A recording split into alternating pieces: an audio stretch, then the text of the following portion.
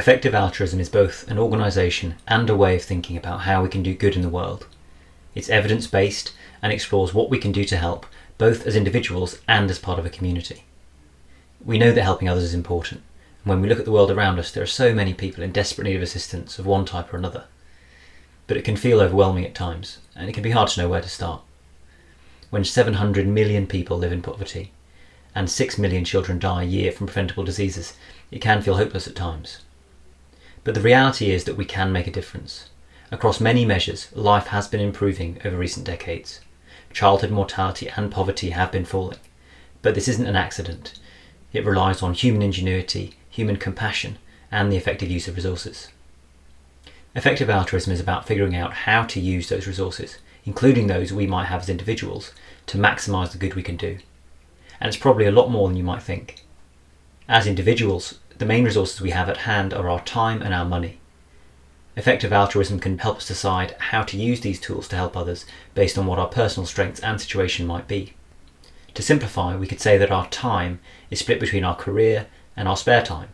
80,000hours.org is a part of Effective Altruism that focuses on information and discussion about careers. 80,000 is the average number of hours each of us will work in our lifetime.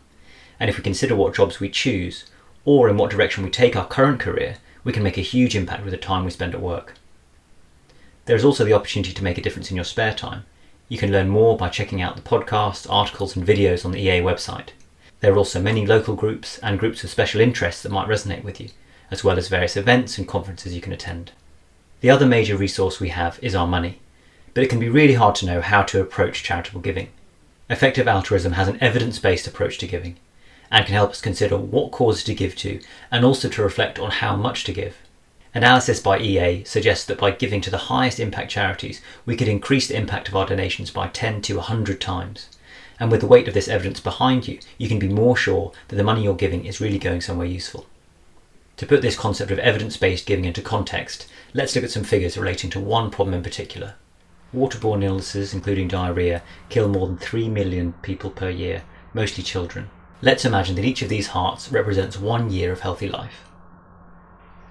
The World Bank estimates that by spending $1,000 on providing piped water and flushing toilets, we could provide roughly 6 months of healthy life by improving sanitation and reducing the risk of getting waterborne infections.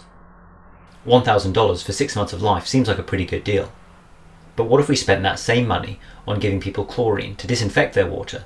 It turns out this is about 10 times more effective at combating waterborne illnesses. And it doesn't stop there.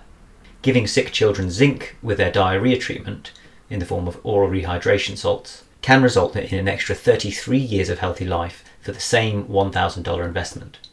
But of course, waterborne illnesses aren't the only problems we might want to address. What happens if we broaden our search to treatment of any disease? And we'll find the differences are even more incredible. The World Bank's best guess is that we could provide 200 years of healthy life if we spent that same $1,000 on treating and preventing malaria.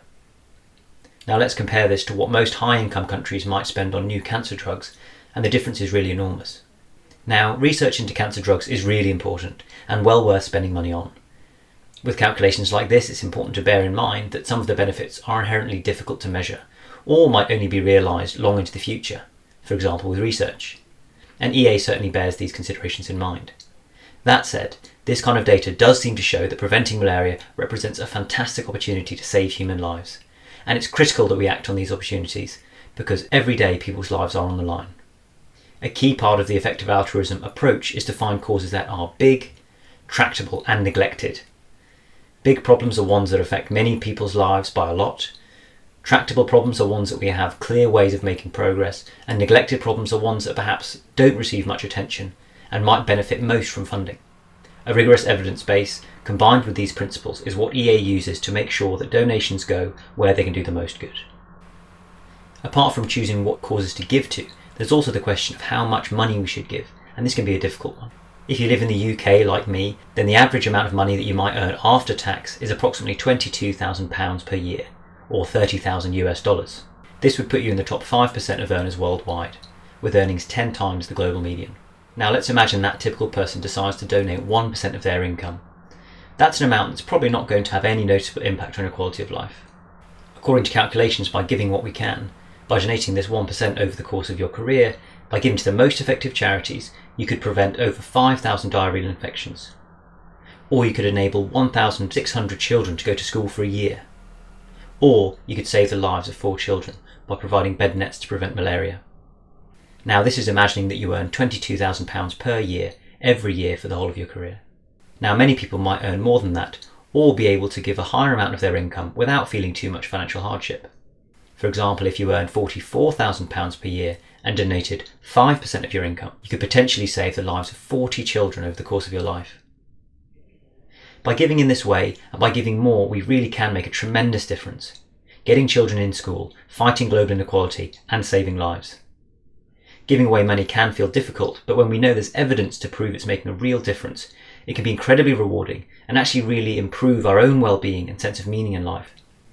And for many of us who can't change our careers or don't have the spare time, giving financially is the most direct way we can make a difference.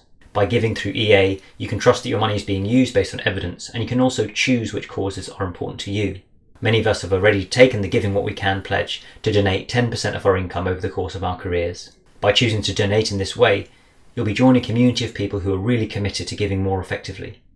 You can also be part of the conversation about how we change the culture around giving, when we realise how much of a difference we can make when we donate, whether it's with our time or with our money. So check out the Effective Altruism website for more information on how to get involved. There are many different avenues to explore. There are also many local groups or groups of particular interest which you might find through the EA Hub. For example, if you work in or are interested in healthcare, then check out the Effective Altruism Medicine group at ea-med.com. Effective altruism isn't about guilt or demanding that people turn their lives upside down.